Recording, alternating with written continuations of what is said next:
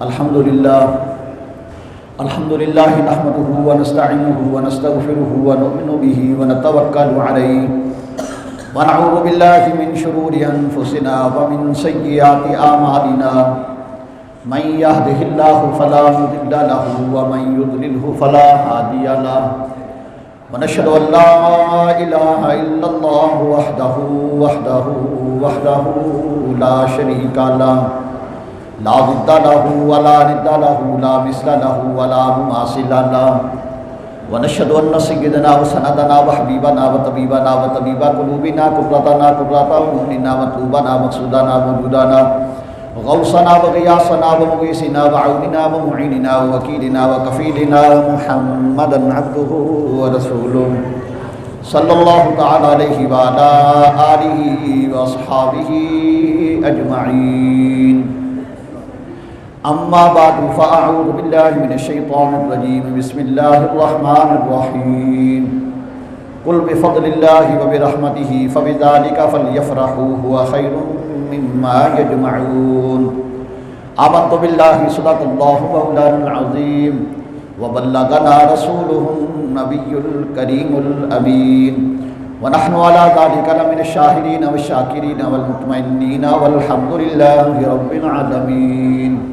رب اشرح لي صدري ويسر لي امري واحلل عقدة من لساني يفقهوا قولي بحرمة ان الله وملائكته يصلون على النبي يا ايها الذين آمنوا صلوا عليه وسلموا تسليما. مولاي صل وسلم دائما ابدا على حبيبك خير الخلق كلهم. مولاي صل وسلم دائما ابدا على حبيبك خير الخلق كلهم. یا رب بالمصطفى بلغ مقاصدنا. یا رب بالمصطفى بلغ مقاصدنا واغفر لنا ما مضى يا واسع الكرم. مولاي صل وسلم دائما ابدا على حبيبك خير الخلق كلهم. ثم الرضا عن ابي بكر وعن عمر. ثم الرضا عن ابي بكر وعن عمر وعن علي وعن عثمان ذي الكرم. مولاي صل وسلم دائما ابدا على حبيبك خير الخلق كلهم. لي خمسة نطفي بها خر البباء النازلة الخاتمة المصطفى والمرتضى وابناهما والفاطمہ. اللہ جل جلالہ وتم برہانہ وآدم شانہ کی حمد و ثنا کے بعد اس کے پیارے حبیب امام الانبیاء سرکار دو عالم صلی اللہ علیہ وآلہ وسلم کے حضور قصیدہ بردہ شریف کی صورت میں ہدیہ عقیدت پیش کرنے کے بعد اللہ رب العالمین کا لاکھ لاکھ شکر اور اس کا احسان کہ رب کائنات نے ہمیں زندگی میں ایک مرتبہ پھر آج کا یہ خوشی کا موقع نصیب فرمایا. اللہ تعالیٰ ہم سب کو زندگی میں بارہا یہ خوشیاں نصیب فرمائے اور ہمارے وہ نوازی، وہ ملدار، وہ رشتہ دار جو گزشتہ سال ہمارے ساتھ موجود تھے آج وہ ہمیں نظر نہیں آ رہے، اللہ ان سب کی مغفرت فرمائے اور اللہ ہمارے ملک پاکستان کی حفاظت فرمائے اور ہمارے جتنے عزیز و قارب رشتہ دار اس دنیا سے رخصت ہو چکے اللہ ان سب کی مغفرت فرمائے. حضرات گرامی، یہ دین اسلام ہی ہے جو دین فطرت ہے، نہ صرف اپنے زندوں کے لیے بلکہ جو دنیا سے جا چکے ان کی بھی خیر خواہی چاہتا ہے.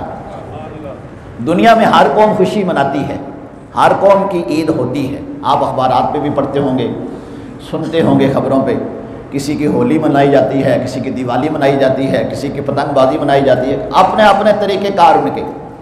لیکن اسلام کا جو دیا ہوا نظام ہے یہ نہایت ہی بہترین نظام ہے۔ کمی اس کی ہے کہ ہم اسلام کے نظام کی طرف توجہ نہیں کرتے، مساجد میں کم آتے ہیں، علماء کرام کی تقریریں کم سنتے ہیں۔ اللہ اور اس کے رسول نے جو ہمیں نظام عطا کیا ہے یہ ہماری دین و دنیا کو بہتر کرنے کے لیے عطا کیا ہے۔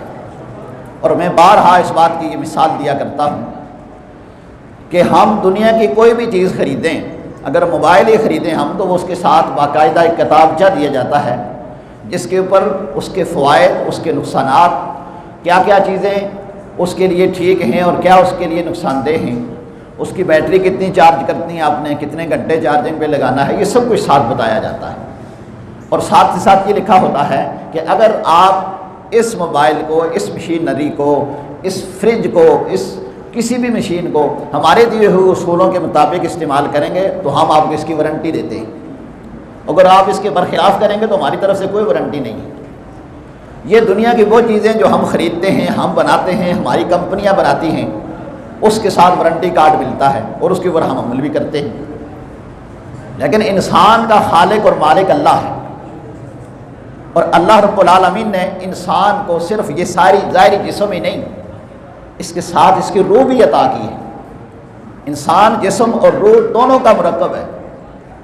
اس جسم سے اگر روح نکل جائے تو پھر پہلے ملک صاحب، چودھری صاحب، بٹ صاحب، حاجی صاحب، خطیب صاحب، امام صاحب، قاری صاحب، ملک صاحب، اور جب روح نکل جاتی کہتے ہیں جناب آگے سے ہٹیں جنازہ آ رہا ہے۔ پھر یہ کوئی نہیں کہتا حاجی صاحب آ رہے ہیں، مولوی صاحب آ رہے ہیں، قاری صاحب آ رہے ہیں، بٹ صاحب آ رہے ہیں، کہتے جناب آگے سے ہٹیں جنازہ آ رہا ہے۔ گویا کہ اس جسم کا تعلق روح کے ساتھ ہے، اور وہ روح اگر طاقتور ہو، وہ روح ٹھیک رہے تو پھر بندہ، اللہ اس کو یہ طاقت عطا کر دیتا ہے۔ قرآن کہتا ہے کہ حضرت سلیمان علیہ السلام نے کہا ایکم یاتینی بعرشہا قبل ان یاتونی مسلمین، کہ ملکہ بلقیس کا تخت اس کے میں یہاں آنے سے پہلے کون لا کے حاضر کرے گا؟ تو قرآن نے کہا قال عفریت من الجن انا آتیک بہ قبل ان تقوم من مقامک، ایک جن کھڑا ہوا کہنے لگا حضور آپ کی کچہری ختم ہونے سے پہلے میں لا کے حاضر کر دیتا ہوں، میں نہیں، مجھے اس سے جلدی چاہیے۔ اب وہ بندہ جسے اللہ نے روحانی طاقت عطا کی تھی، یہ روح کیا ہے، اس کی طاقت کتنی ہے؟ قرآن کہتا ہے قال الذی عندہ علم من الکتاب انا آتیک بہ قبل ان یرتد الیک طرفک، وہ شخص جس کو اللہ نے کتاب کا کچھ علم عطا کیا تھا، علم من الکتاب، علماء کرام تشریف فرمائیے پیچھے باہر، وہ سمجھتے ہیں من تبعیضیہ ہے، اس کا مطلب ہوتا ہے بعض، پوری کتاب کا علم نہیں، اور وہ بھی قرآن پاک نہیں، پہلی کتابوں کا علم، اسے کچھ علم تھا۔ تو اس نے کہا انا آتیک بہ قبل ان یرتد الیک طرفک، میں آنکھ کی پلک جھپکنے سے پہلے لا کے حاضر کر دیتا ہوں۔ یہ روحانی قوت، اور پھر صرف دعویٰ نہیں، اس نے کہا کہ میں لا کے حاضر کر دیتا ہوں، تو پتہ نہیں لایا کہ نہیں۔ اللہ کا قرآن کہتا ہے فلما رآہ مستقرا عندہ، جب دیکھا تو وہ تخت سامنے موجود تھا۔ یہ روحانی قوت ہے۔ یہ کیسے حاصل ہوتی ہے؟ یہ نیکیاں کرنے سے حاصل ہوتی ہے، یہ قرآن پاک کی تلاوت کرنے سے حاصل ہوتی ہے، یہ ذکر الہی کرنے سے حاصل ہوتی ہے، یہ نماز کی پابندی کرنے سے حاصل ہوتی ہے۔ اس لیے اللہ تبارک و تعالیٰ نے جس طرح ہمیں جسمانی غذائیں عطا فرمائی ہیں، جسمانی ضرورتوں کو پورا فرمایا، اس طرح اللہ نے ہماری روحانی ضرورتوں کو بھی پورا فرمایا۔ جسمانی ضرورت کیا ہے؟ ہوا ہے، پانی ہے، خوراک ہے، نیند ہے، نیند سے اٹھنا ہے، یہ جسمانی ضرورتیں ہیں، لباس ہے، یہ جسمانی ضرورت ہے۔ تو اللہ رب العالمین نے روحانی ضرورت بھی، جس سے انسان کی روح تازہ رہتی ہے، اور پھر اتنی تازہ رہتی ہے کہ مرنے کے بعد بھی اس کی روح زندہ رہتی ہے۔ اس کی روح صرف زندہ ہی نہیں رہتی، جو اپنی دنیا میں اپنے روح کو تر و تازہ رکھتا ہے اللہ کے ذکر سے، قرآن پاک کی تلاوت سے، روزے رکھنے سے، اللہ اس کی روح کو یہ طاقت عطا کر دیتا ہے۔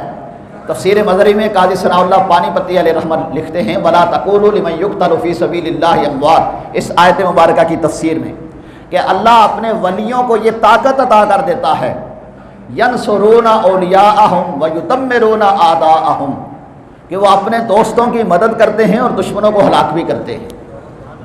یہ روحانی قوت ہوتی ہے، اور روحانی قوت کا یہ عالم ہوتا ہے کہ بندہ قبرستان کے پاس سے گزرتا ہے، وہ کہتا ہے السلام علیکم یا اہل القبور، قبر والو تمہیں سلام ہو۔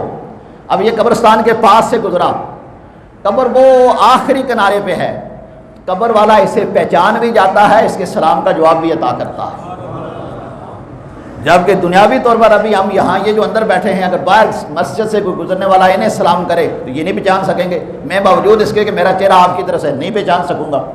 لیکن دنیا سے جانے کے بعد جنہوں نے اپنی روح کو تر و تازہ رکھا ہوتا ہے، روزے رکھ کے، نماز پڑھ کے، قرآن پاک کی تلاوت کر کے، دنیا سے جانے کے باوجود اللہ ان کی روحوں کو یہ طاقت عطا کر دیتا ہے کہ وہ اپنے قبر پہ آنے والوں کو پہچانتے بھی ہیں، انہیں جانتے بھی ہیں، اور ان کے سلام کا جواب بھی عطا کرتے ہیں۔ یہ روح اللہ نے ہم سب میں رکھی ہے۔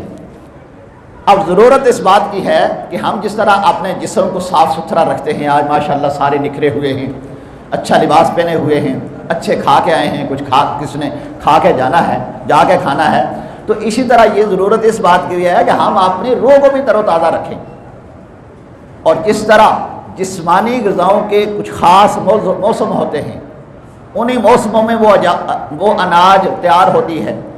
گندم اگانے کا ایک خاص موسم ہے، مکئی، اس طرح جتنے گلے ہیں ان کے خاص موسم ہے۔ ایسا نہیں کہ جناب یہ چاول ہر موسم میں اگ جائیں، یہ گندم ہر موسم میں اگ جائے، ایسا نہیں ہے، اس کے خاص موسم ہے۔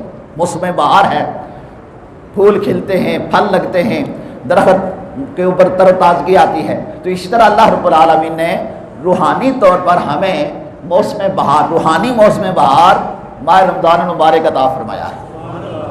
یہی وجہ ہے کہ بندہ مومن جب ماہ رمضان المبارک آتا ہے، ان کے چہرے کھل اٹھتے ہیں، مسجدیں آباد ہو جاتی ہیں، قرآن پاک کی تلاوت شروع ہو جاتی ہے، اور رات کو نماز تراویح پڑھتے ہیں، دن کو روزے رکھتے ہیں، اور ان کی روحانی قوت اور تیز ہوتی ہے۔ اب اس کا انعام کیا ملتا ہے؟ جب آخری دن آتے ہیں، شب قدر آتی ہے، تو ان کی آنکھوں سے آنسو جاری ہو جاتے ہیں، ان کے دل نرم ہو جاتے ہیں، ان کے دل میں خوف خدا پیدا ہو جاتا ہے، اپنے رب سے اور رب کے محبوب سرکار دو عالم صلی اللہ علیہ وآلہ وسلم سے محبت پیدا ہوتی ہے۔ اگر کسی کے ساتھ کچھ ظلم و زیادتی کی ہوتی ہے تو بندے کے دل میں احساس پیدا ہوتا ہے، یار میں نے غلط کیا، مجھے یہ کرنا نہیں چاہیے تھا، وہ توبہ استغفار کرتا ہے۔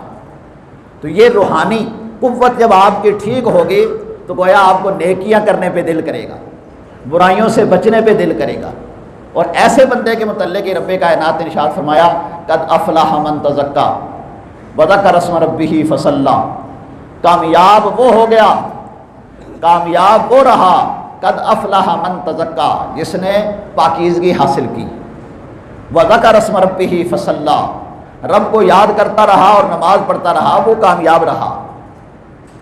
اب کامیابی دو قسم کی، ایک تو دنیاوی کامیابی اور ایک اخروی کامیابی۔ دنیاوی کامیابی یہ ہے کہ بندے نے جو نیکی کی ہے اس پہ اوپر استقامت اختیار کرے، اس کو جاری و ساری رکھے۔ نیکی کر لینا کمال نہیں، نیکی کو قائم رکھنا کمال ہوتا ہے۔ حضرت ابراہیم خلیل اللہ علیہ السلام نے جب بیت اللہ کی تعمیر کر لی تو تعمیر کرنے کے بعد آپ نے دعا فرمائی ربنا تقبل منا انک انت السمیع العلیم، اے اللہ تو ہم سے قبول فرما، تو سننے والا جاننے والا ہے۔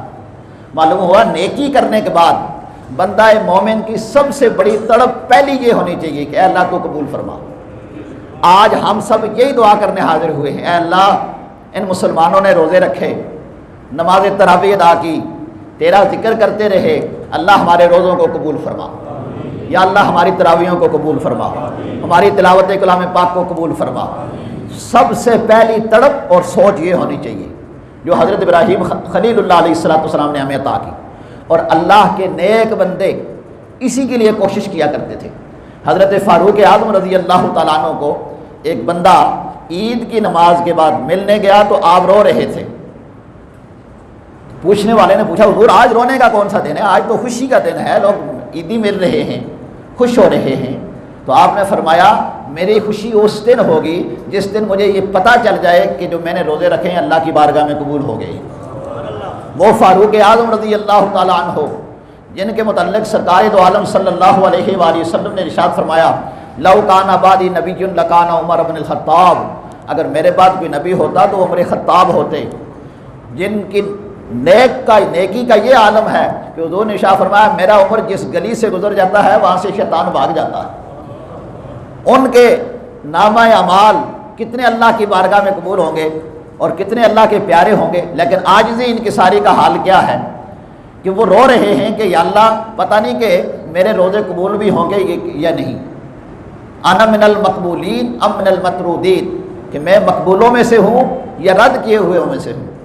تو جن کے تقوی کا یہ عالم، پرہیزگاری کا یہ عالم، قرآن پاک کی تلاوت کا یہ عالم، ان کا یہ حال، اور ہم نیکی کی نون تک بھی نہ پہنچے اور ہم جناب فخر کریں کہ جناب ہم نے تو جناب آج کمال کر دیا۔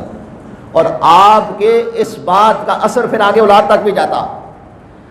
آپ نے عید کے موقع پر اپنے بیٹے کو دیکھا، اس نے پھٹے پرانے کپڑے پہنے ہوئے ہیں، پیوند لگا کے، فاروق اعظم رضی اللہ تعالیٰ عنہ 22 لاکھ مربع میل پہ حکومت فرمانے والے، جن کے دوران حکومت زمین پہ زلزلہ آیا تو اپنے پاؤں کی ٹھوکر سے زلزلہ روک دیا، اور جن کی حکومت کے دوران دریائے نیل میں خط لکھ کے اس کو جاری فرما دیا، جن کی حکومت کے دوران ان کی اطاعت و فرما برداری کائنات کی ہر چیز کرتی تھی، کہ مدینہ منورہ میں جمعہ کا خطبہ دے رہے ہیں اور آپ نگاہ فرما رہے ہیں کہ ایران میں جنگ لڑی جا رہی ہے، اس کی نگہبانی فرما رہے ہیں۔ اتنے بڑے مرتبہ اور مقام کا وہ بادشاہ ہیں، خلیفہ ہیں، اور ان کے بیٹے نے پھٹے پرانے کپڑے پہنے ہوئے ہیں۔ تو آپ نے فرمایا بیٹے آج تو عید کا دن ہے، خوشی کا دن ہے، آپ اچھا لباس پہن لیتے آج۔ تو آپ نے، آپ کے بیٹے نے ارشاد فرمایا مجھے میری خوشی اس میں ہے کہ میرے ماں باپ مجھ سے خوش ہو جائیں، میرا خدا مجھ سے خوش ہو جائے۔ اگر میرے ماں باپ مجھ سے خوش ہیں اور میرا خدا مجھ سے خوش ہے تو اسی میں میری خوشی ہے، اور اگر میرے ماں باپ مجھ سے خوش نہیں ہیں تو میں اچھا لباس پہن بھی لوں تو کیا فائدہ۔ تو یہ نوجوانوں ہم سب کے لیے ایک سبق کہ اپنے ماں باپ کو خوش رکھیں، اپنے رب کائنات کو خوش رکھیں۔ اگر آپ کا خدا آپ پہ راضی ہے، آپ کے ماں باپ آپ پہ راضی ہیں تو آپ کی ہر روز عید ہے، اور اگر ماں باپ آپ پہ ناراض ہیں، آپ کا خدا آپ پہ ناراض ہے، آپ کام وہ کر رہے ہیں جس سے اللہ ناراض ہو، تو بے شک آپ اسے عید کا دن کہہ لیں یا کوئی بھی دن کہہ لیں، وہ خوشی کا نہیں غمی کا دن ہے۔ اور ان لوگوں کا یہ عالم تھا کہ حضرت عمر بن عبدالعزیز رضی اللہ تعالی عنہ آپ وقت کے خلیفہ ہیں، اور خلافت ایسی کہ جنگل کے درندے بھی آپ کا وہ احترام کرتے تھے، کیونکہ آپ نے نظام عدل کو قائم کیا ہوا تھا، انصاف قائم کیا ہوا تھا، اور جس ماحول معاشرے میں انصاف ہو وہاں ہر چیز اپنے حاکم کو تسلیم کرتی ہے اور اس کا عدل کرتی ہے۔ جب آپ کا وصال ہوا تو جنگل میں بکریاں چرانے والا چرواہا وہ رونے لگ گیا۔ کسی نے اس سے پوچھا کہ تو کیوں رو رہا ہے؟ اس نے کہا کہ آج عمر بن عبدالعزیز کا وصال ہو گیا ہے۔ پوچھنے والے نے پوچھا تو ہزاروں میل شہر سے دور، کوئی وائرلیس سیٹ نہیں، موبائل نہیں، تجھے کیسے پتہ چلا کہ وہ فوت ہو گئے ہیں؟ انہوں نے کہا، اس چرواہے نے کہا کہ جب تک ان کی حکومت تھی یہ بھیڑیے میرے بھیڑوں کے ساتھ چرتے تھے، میری بکریوں کے ساتھ چرتے تھے، اور آج بھیڑیے نے میری بکری پہ حملہ کر دیا ہے۔ میں اس نتیجے پہ پہنچا ہوں کہ انصاف اٹھ گیا ہے۔ اگر حاکم وقت ہوتا تو اس کو یہ جرأت نہ ہوتی کہ میری بکریوں کے اوپر یہ حملہ کرتا۔ پتہ کرایا گیا، واقعہ ہی حضرت عمر بن عبدالعزیز رضی اللہ تعالیٰ اس دنیا سے رخصت ہو چکے تھے، اور آپ کی بیٹیوں نے آپ سے عرض کی کہ ابا جان آپ وقت خلیفہ ہیں، آج عید کا موقع ہے، ہمارے کپڑے نئے نہیں ہیں، پرانے کپڑے ہیں، اور ہم اپنی سہیلیوں میں جائیں گی تو وہ ہم سے پوچھیں گی کہ آپ تو خلیفۃ المسلمین کی بیٹیاں ہیں تو آپ کا نیا لباس نہیں ہے۔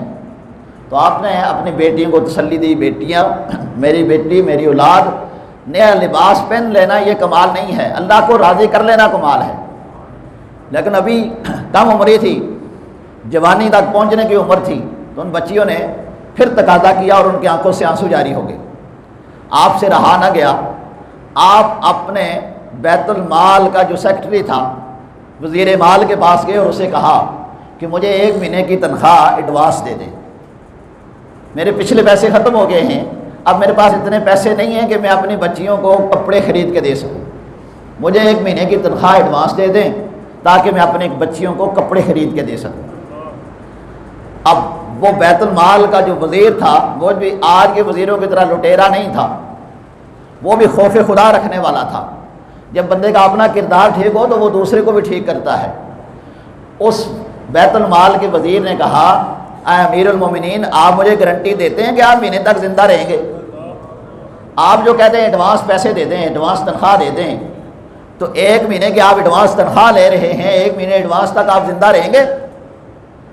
آپ کے آنکھوں سے آنسو جاری ہو گئے اور آ کر بچیوں کو تسلی دی کہ بیٹیوں، میرے اندر یہ سکت پیدا نہیں ہو رہی کہ میں ایڈوانس تنخواہ لوں، پتہ نہیں کل مر جاؤں اور پیسے لے کے کہیں ایسا نہ ہو کہ بیت المال کے پیسے میرے ذمہ رہیں اور میں دنیا سے چلا جاؤں۔ یہ ہوتے تھے اللہ والے، اپنی آخرت کی فکر رکھنے والے۔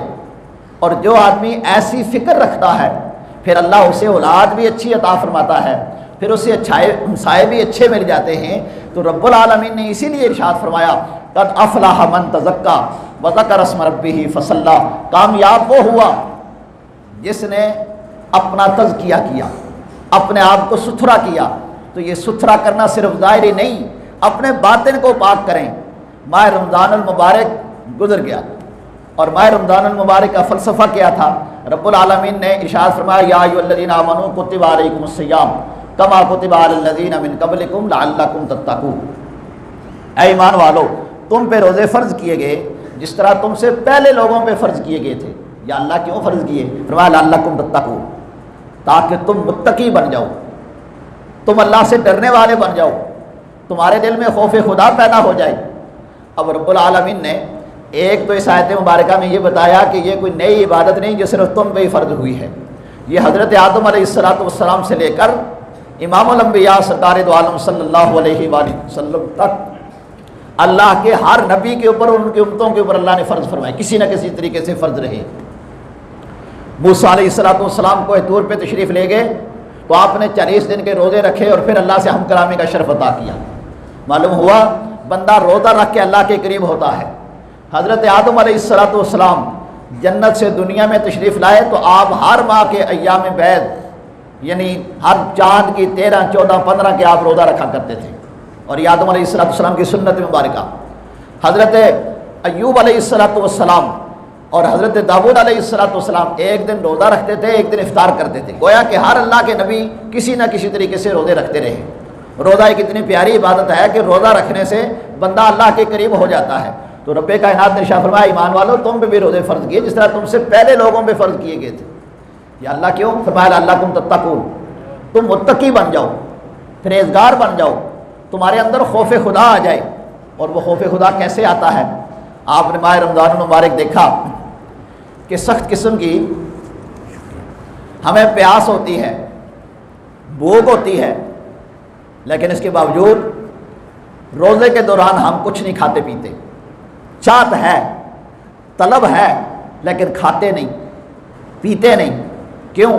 ہمارا یہ تصور ہوتا ہے کہ ہمارا خدا ہمیں دیکھ رہا ہے۔ اسی کا نام تقویٰ ہے، اسی کا نام پرہیزگاری ہے کہ رزق حلال گھر میں موجود ہے، پانی موجود ہے، تڑپ بھی ہے، لیکن کھاتے نہیں ہیں، پیتے نہیں ہیں۔ کیوں؟ اللہ دیکھ رہا ہے۔ بس رب یہی چاہتا ہے کہ بندے تیرے اندر یہ تڑپ پیدا ہو جائے کہ تو دکان پہ بیٹھا ہے، تو مکان پہ بیٹھا ہے، تو کسی کا نوکر ہے یا کوئی تیرا نوکر ہے، تو کسی کے پاس کام کرتا ہے یا کوئی تیرے پاس کام کرتا ہے، تیرے تصور میں یہ ہونا چاہیے میرا خدا مجھے دیکھ رہا ہے۔ کسی دیوار پہ لکھا ہو نا کہ کیمرے کی آنکھ تمہیں دیکھ رہی ہے، وہاں ہم محتاط ہو جاتے ہیں کہ یار کیمرہ لگا ہوا ہے، ہو سکتا ہے میں کیمرے میں آ جاؤں۔ اس کیمرے کی آنکھ سے تو ہم محتاط ہیں، لیکن رب کائنات سے محتاط نہیں ہیں۔ رب کائنات نے ارشاد فرمایا کہ ہر انسان پہ ہم نے 2 فرشتے مقرر کیے ہوئے ہیں، کرامن کاتبین یعلمون ما تفعلون۔ انسان جو بھی کرتا ہے وہ فرشتے جان رہے ہوتے ہیں، انسانوں تم جو بھی کرتے ہو وہ لکھ لیتے ہیں۔ اور پھر جب حشر کا دن ہوگا، جب انسان قیامت کے دن اٹھے گا تو اس کا یہ سارا کیا درتا، خواہ اس نے تنہائی میں کیا ہوا، اس نے سر عام کیا ہے، سب اس کے سامنے ہوگا، اور پھر یہ کہے گا ما لہذا الکتاب لا یغادر صغیرۃ ولا کبیرہ، اس فرشتے کو کیا ہوا، اس نے تو نہ میری کوئی چھوٹی بات چھوڑی ہے نہ بڑی بات چھوڑی ہے، ہر بات کو لکھ لیا ہے۔ اور پھر انسان پچھتائے گا کہ نہیں، یہ تو میں نے مذاق میں گالی دی تھی، یہ تو میں نے مذاق میں جھوٹ بولا تھا، یہ تو میں نے مذاق میں دوسرے کی غیبت کی تھی، یہ تو مذاق میں دوسرے کے ساتھ حسد کیا تھا، میں نے تو ویسے ہی دوسرے کی زمین کے اوپر قبضہ کر لیا تھا، دوسرے کے دکان کے اوپر قبضہ کر لیا تھا، یہ تو سارا میرا کیا درتا سامنے آ گیا۔ اور پھر اس وقت انسان پچھتائے گا اور کہے گا لولا اخرتنی الی اجل قریب فاصدق واکن من الصالحین، اے اللہ ایک لمحہ کے لیے مہلت دے دے، میں نیک بن جاؤں گا، صالح بن جاؤں گا۔ لیکن اللہ نے شاہ فرمایا ولن یؤخر اللہ نفسا اذا جاء اجلها، جب وقت آ جاتا ہے اور پھر مہلت نہیں دیتا۔ حضرات گرامی، رب کائنات نے ابھی مہلت دی ہوئی ہے، اس مہلت سے فائدہ اٹھائیں، اور وہ فائدہ کیسے اٹھانا ہے؟ ہم اپنی خواہشات کے پیچھے نہ چلیں۔ رمضان المبارک میں ہم نے اپنی خواہشات کو دبایا، ہم نے روزے رکھے، ہم نے پریکٹیکل کر لیا، اب باقی 11 مہینے میں اس پریکٹیکل کو جاری رکھیں کہ اپنی خواہشات کے پیچھے نہیں۔ جو بندہ اپنی خواہشات کے پیچھے چلتا ہے، خواہشات یعنی 2 دل میں آیا وہی کر لیا، تو جو خواہشات کے پیچھے چلتا ہے، آپ آئے روز اپنی آنکھوں سے مشاہدہ کرتے ہیں برباد ہو گئے۔ یہ نشئی کیوں برباد ہوئے؟ کوئی اس گلی کے نکر پڑا ہے، کوئی وہاں پڑا ہے، کوئی وہاں پڑا ہے، کیوں؟ خواہشات کے پیچھے چلے۔ دل کیا سگریٹ پی لیا، اب دل کیا جناب اسی سگریٹ میں نشہ ڈال لیا، تو اس دل کیا نے کہاں سے لے گیا؟ اگر اس نے اللہ کی اطاعت و فرمانبرداری کی ہوتی، اپنے ماں باپ کی فرمانبرداری کی ہوتی، تو آج یہ گلیوں کے نکروں پہ، آج یہ کناروں پہ تباہ و برباد نہ ہوتا، آج لوگ اس سے نفرت نہ کرتے۔ آج جس طرح آپ نمازی ہیں، ایک دوسرے سے محبت سے ملتے ہیں، لیکن گورنمنٹ نے ملنے سے منع کیا ہوا ہے، یہ بھی یاد رکھیں۔ ابھی آپ نے گلے میں نہیں ملنا ایک دوسرے سے، لیکن وہ چرسی بنگی، وہ ہمارے قریب بھی آئے، ہم اسے قریب نہیں آنے دیتے، اور یہ نمازی، یہ اللہ کا والا، اسے ہم جناب جفیاں ڈال کے ملتے ہیں، اسے بغل کی رو کے ملتے ہیں، بھائی ہے تو وہ بھی ہمارا، لیکن اس نے نفسانی خواہشات کے پیچھے چلا، وہ اپنی خواہشات کے پیچھے چلا، معاشرے نے اسے دور کر دیا۔ رب یہی چاہتا ہے کہ اے بندے تو خواہشات کے پیچھے نہ چل، رب کائنات کے فرمان کے پیچھے چل۔ وَأَمَّا مَنْ خَافَ مَقَامَ رَبِّهِ وَنَهَى النَّفْسَ عَنِ الْهَوَىٰ فَإِنَّ الْجَنَّةَ هِيَ الْمَأْوَىٰ، جو بندہ رب کے سامنے کھڑا ہونے سے ڈرا کہ میں نے اللہ کے سامنے جواب دہ ہونا ہے، یہاں تو کسی کی زمین پہ قبضہ، کسی بھی جائیداد پہ قبضہ، کسی کی دکان پہ قبضہ، کسی کے مکان پہ قبضہ، کب تک قبضہ کرے گا؟ کب تک زندہ رہے گا؟ آخر ایک نہ ایک دن جانا ہے، اور اسی قبر کے اندر جانا ہے جہاں فقیر بھی گئے، امیر بھی گئے، اور وہاں اپنے کیے کا جواب دہ ہونا ہے۔ وَأَمَّا مَنْ خَافَ مَقَامَ رَبِّهِ، جو رب کے سامنے کھڑا ہونے سے ڈرا، وَنَهَى النَّفْسَ عَنِ الْهَوَىٰ، اپنے آپ کو نفسانی خواہشات سے بچایا، فَإِنَّ الْجَنَّةَ هِيَ الْمَأْوَىٰ، پھر جنت اللہ اسے ٹھکانہ عطا فرمائے گا، جنت اس کا مقام ہوگا۔ رب یہی چاہتا ہے۔ اللہ رب العالمین نے ارشاد فرمایا کہ اللہ تمہیں عذاب دے کے کیا کرے گا اگر تم اس کے راہ راست پہ آ جاؤ۔ اللہ نے تمہارے لیے جنت تیار کر رکھی ہے، تو اللہ رب العالمین نے یہ بخشش کے بہانے عطا کیے ہیں، کبھی ماہ رمضان المبارک عطا کر دیا، اس میں شب قدر عطا کر دی، یہ اس کے کرم نوازیاں ہیں۔ رحمت او بانا میں جویت، بانا میں جویت، اس کی رحمت تو تمہیں بخشنے کے بہانے تلاش کر دی ہے۔ بندے آ تو صحیح، آ تو صحیح۔ 5 وقتہ اللہ کے گھر سے آواز آتی ہے، حی علی الصلاۃ، حی علی الصلاۃ، آؤ نماز کی طرف، آؤ نماز کی طرف، اور پھر اعلان ہوتا ہے حی علی الفلاح، آؤ کامیابی کی طرف۔ ہر بندہ چاہتا ہے، چھوٹا ہو یا بڑا، کہ میں کامیاب ہو جاؤں، میں کامیاب ہو جاؤں۔ یہ چھوٹے چھوٹے 5ویں پاس بچے یہ کہتے ہیں مولوی صاحب ہمارے لیے دعا کریں، ہم 5ویں میں پاس ہو جائیں، کیا ہوگا؟ کامیاب ہو جائیں۔ تو ہر بندہ چاہتا ہے میں کامیاب ہو جاؤں۔ رب العالمین کے گھر سے آواز آتی ہے، آؤ کامیابی کی طرف، اور یہاں ہم ڈرامے دیکھتے رہیں، فلمیں دیکھتے رہیں، سوئے رہیں، یہ بد نصیبی نہیں تو اور کیا ہے۔ اور پھر اللہ کی بارگاہ میں ہمارا کوئی جواب نہیں ہوگا۔ آج اللہ رب العالمین نے ہمارے لیے بہت ساری آسانیاں پیدا کر دی۔ ایک طرف اگر شیطان کے بہت سارے چکر موجود ہیں ٹیلی ویژن کی صورت میں، گانوں کی صورت میں، تو دوسری طرف اللہ نے آسانیاں بھی پیدا کر دی ہیں۔ مدنی چینل ہے جہاں 24 گھنٹے نعتیں لگی ہوتی ہیں، وعظ و نصیحت ہوتی ہے، وہاں قرآن و سنت کی تبلیغ آئی سے دیا جا رہا ہوتا ہے، اور پھر اب ہمارے ہاتھ میں ہے نا ریموٹ کنٹرول۔ اب ہم چاہیں تو جناب مدنی چینل لگائیں، چاہیں تو جناب ہم گانے والا چینل لگائیں۔ اللہ رب العالمین ہم سے پوچھے گا انسان تجھے سارا اختیار دیا تھا، ہدیناہ النجدین اما شاکرا و اما کفورا، دونوں راستے اللہ نے متعین کر دیے، بندے یا تو شاکر بن جا یا کافر بن جا، اور کامیاب وہی ہے جو شاکر بنے۔ اللہ رب العالمین ہمیں ماہ رمضان المبارک کی جو سعادتیں ہم نے حاصل کی، روزے رکھے، نمازیں پڑھی، اللہ اس پہ استقامت نصیب فرمائے، اور ہمیں اسی طرح نمازیں ادا کرنے کی، مسجدیں آباد رکھنے کی توفیق نصیب فرمائے، قرآن پاک کی تلاوت کرتے رہنے کی توفیق نصیب فرمائے۔ آپ نے آج صرف اپنے زندوں کے لیے نہیں بلکہ مردوں کے لیے دعا بھی کرنی ہے، اور جو بندہ عید کے دن 300 مرتبہ سبحان اللہ و بحمدہ کیا پڑھنا ہے؟ ایک مرتبہ پھر کہیں کیا پڑھنا ہے؟ جو بندہ 300 مرتبہ یہ تسبیحات پڑھ کر دنیا سے جتنے مسلمان رخصت ہوئے انہیں ایصال ثواب کرے گا تو اللہ تعالیٰ ہر ایک قبر میں 1000 نور داخل فرمائے گا، اور جب یہ بندہ فوت ہوگا تو اس کی قبر میں بھی 1000 نور داخل ہوگا۔ تو ایک تو یہ نیکی کرنی ہے، اور دوسرا یہ کہ آج سے ہی اپنے دل میں تہیہ کر لینا ہے کہ نماز کی پابندی کرنی ہے، نماز کی پابندی میں ہی ہم سب کا فائدہ ہے۔ تو عرض یہ کر رہا تھا اپنی اصلاح رکھیں، دوسرے کے ساتھ بھی خیر خواہی کا کوشش کریں، اور ماسک پہن کے رکھیں، اور اسی طرح کوشش کریں کہ گلے نہ ملیں۔ تو آپ کو میں وہ بات جو بتا رہا تھا وہ یہ کہ جناب برطانیہ والوں نے کہا ہے کہ 17 مئی کے بعد آپ گلے مل سکتے ہیں، ٹھیک ہے؟ تو آپ عید آج پڑھ لیں اور 17 مئی کے بعد جا کے آپ گلے مل لینا، لیکن آج نہ ملنا، کیونکہ کرونا وائرس ادھر سے ہی آیا ہے، یہ امریکہ اور برطانیہ اور چائنا ادھر سے آیا ہے، تو احکامات بھی ادھر سے ہی آ رہے ہیں، اور روح رب العالمین نے اوپر سے ہمیں عطا فرمائی، تو روح کے جو احکامات ہیں وہ ہم آپ کو بتاتے ہیں کہ روح کیسے تر و تازہ ہوتی ہے، وہ اللہ کے ذکر سے ہوتی ہے، قرآن پاک کی تعلیمین سے ہوتی ہے۔ تو لہٰذا ہم نے دنیا والوں کو بھی خوش رکھنا ہے، اپنے اللہ کو بھی خوش رکھنا ہے۔ اللہ رب العالمین ہم سب کی دنیا آخرت اچھی فرمائے۔